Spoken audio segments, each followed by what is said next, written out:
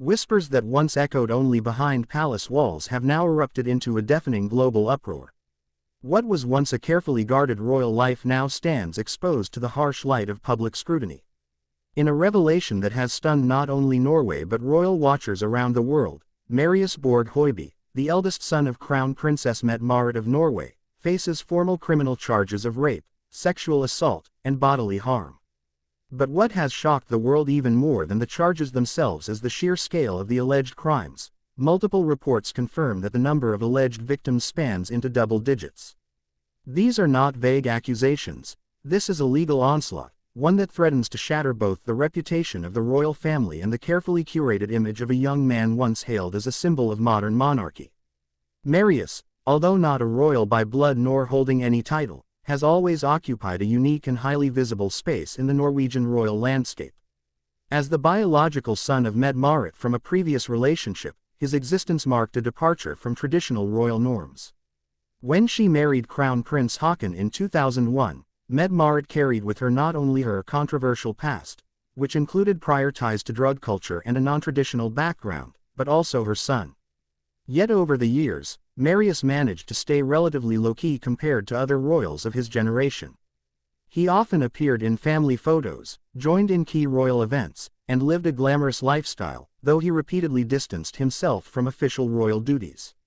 He had the freedom of a commoner, but the privileges of proximity to a throne. That delicate balance now threatens to collapse entirely. The news broke like an avalanche, unstoppable and unignorable.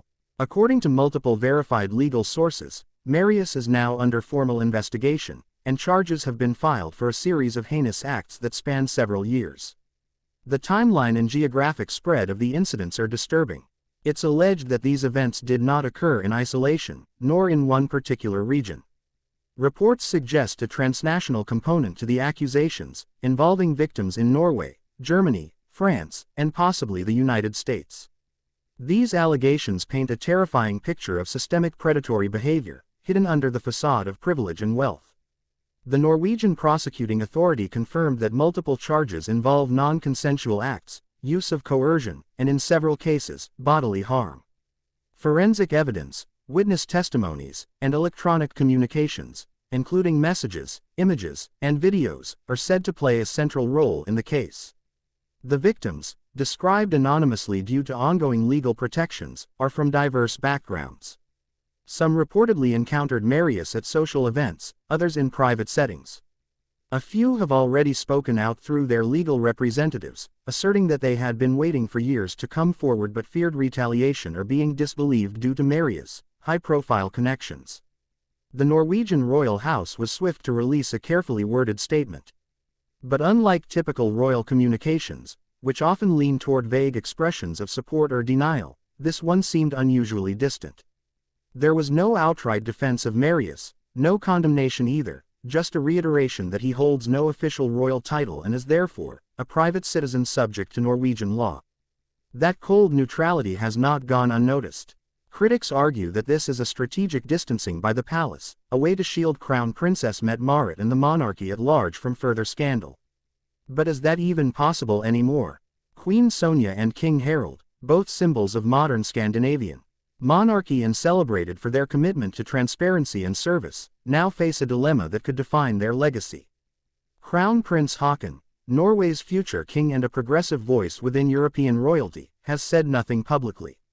His silence grows louder each day, especially as public opinion continues to spiral. The Norwegian public, known for holding their royals to high ethical standards, has begun questioning whether too many boundaries have already been crossed. Social media is ablaze. Royal commentators are stunned. Even tabloid reporters, usually eager to sensationalize, are expressing rare caution, noting the gravity of the allegations and their potential to affect not just the royal family, but Norway's national identity. This scandal is particularly devastating for Crown Princess Mette-Marit, whose own past was fraught with criticism. When she married into the royal family, her background as a single mother and former party girl was viewed as controversial. But over the years, she worked diligently to rehabilitate her image, focusing on social work, health issues, and cultural programs. She became a symbol of transformation, of someone rising above their past. But now, those achievements risk being overshadowed. Many are asking, did she know anything? Did she turn a blind eye? And if not, how could such horrifying behavior remain undetected within her own household? Royal observers note that Marius has lived a highly privileged life. His education, travel, fashion endeavors, and romantic associations often made headlines.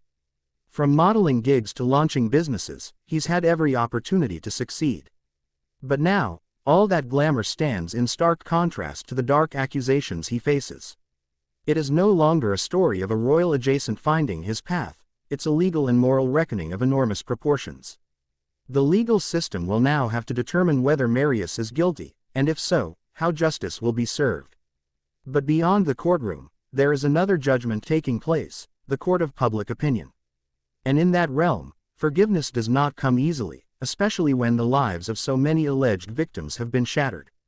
In recent days, new details have emerged that suggest this case may only be the beginning. According to leaked investigative notes, authorities are also looking into possible accomplices, enablers, or individuals who may have known about the acts and failed to report them. This has triggered an even deeper concern. Was there a network around Marius that protected him? Were victims silenced? And if so, how far up does the chain of complicity go? Publications across Europe, from Der Spiegel in Germany to Le Monde in France, are following the story closely. Many draw parallels to previous royal scandals in other countries, noting that this situation is arguably one of the most serious allegations to hit a European royal family in decades. Some compare it to the Epstein scandal in the US and UK, warning that the implications for power, influence, and unchecked privilege are dangerously similar. As for the Norwegian media, they have been torn between journalistic duty and national sensitivity. Norway is not accustomed to royal scandals on this scale. This isn't a simple tabloid affair. This is a potential legal earthquake that could bring down reputations and shake public trust for generations. The implications extend well beyond the courtroom. If Marius is found guilty, how will the monarchy respond? Will there be resignations, apologies, or even abdications? And what about the broader cultural message? Norway has long prided itself on progressive values and accountability.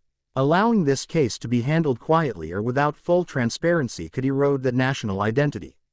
On the other hand, fully confronting it, no matter how painful, could reaffirm the country's commitment to justice over privilege. Already, there are calls for Mette-Marit to take a leave from royal duties. Some suggest that Crown Prince Haakon may have to make a public statement soon or risk damaging his credibility permanently. Others say the entire royal family should submit to an independent review, allowing investigators to determine whether any misuse of influence or obstruction of justice occurred. These are not small demands, they signal a national reckoning in real time. Meanwhile, the alleged victims continue to grapple with the trauma and stigma of coming forward. Legal experts have emphasized the psychological toll on survivors of sexual assault, especially when the accused holds fame or influence. There are already reports that some have had to relocate due to media pressure or threats. Others are undergoing therapy and have requested anonymity for safety reasons. Their bravery, however, is undeniable. In a world where silence is often the easier path, they have chosen to speak up, even against someone who seemed untouchable. The world will now watch as the legal proceedings unfold. Court dates will be announced. Evidence will be examined. Testimonies will be heard. And through it all, the question remains, will justice prevail? This is not just a royal scandal. It's a defining moment for how society deals with allegations against the privileged. Marius Borg Høiby may be only one individual, but the consequences of this case could ripple across institutions, governments, and public trust for decades.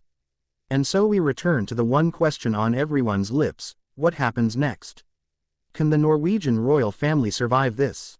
Can a mother bear the weight of her son's alleged crimes without breaking? Can a nation that prides itself on equality and integrity find a way to confront its most powerful symbols without flinching? As the investigation continues, only one thing is certain: there will be no going back. The story is still unfolding. The truth is still being uncovered.